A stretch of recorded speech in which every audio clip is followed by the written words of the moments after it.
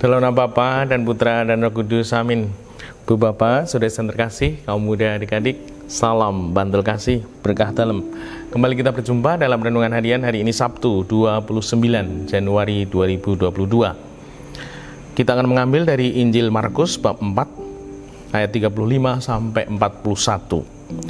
Pada suatu hari ketika hari sudah petang, Yesus berkata kepada murid-muridnya, "Marilah kita bertolak ke seberang."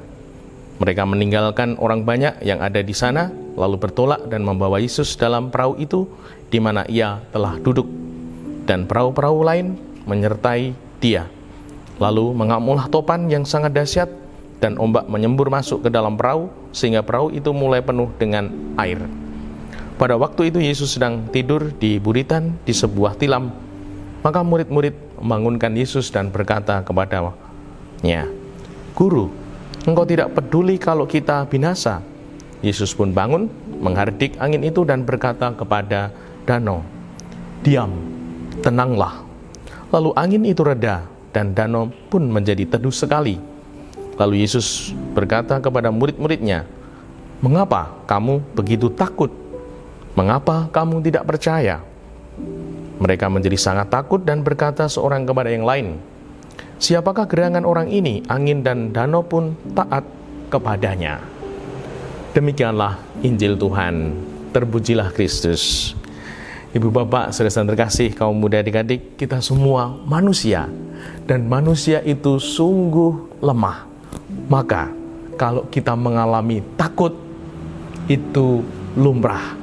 Begitu pula para murid mengalami takut.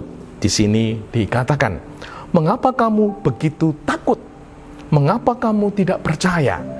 Para murid yang ada di sekitar Tuhan Yesus pun mengalami bahwa mereka tetap manusia yang takut akan badai dan ombak.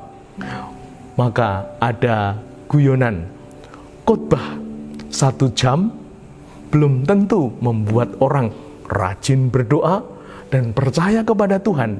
Namun ketika ada gempa bumi, ada tsunami, 1 menit saja membuat orang berdoa, berteriak kepada Tuhan. Nah, maka dari itu kita boleh merenungkan kehidupan kita. Mengapa kamu begitu takut? Mengapa kamu tidak percaya? Kita boleh takut, namun jangan begitu takut atau terlalu takut. Karena kalau kita terlalu takut, begitu takut, kita tidak akan mampu untuk menjalankan kehidupan ini secara optimal. Kita akan menjadi pribadi yang membatasi diri.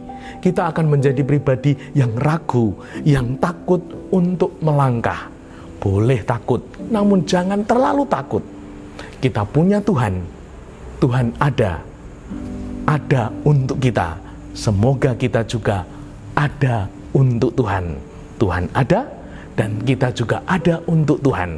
Maka kita menjalani kehidupan ini bersama Tuhan kita, yang akan menenangkan diri kita, yang akan melindungi dan akan memberkati hidup kita dalam badai, dalam kesulitan, tantangan, masalah hidup kita. Dimuliakanlah Tuhan kini dan sepanjang masa. Salam bantul kasih, berkah dalam. Nama Bapa, Putra, dan Roh Kudus. Amin.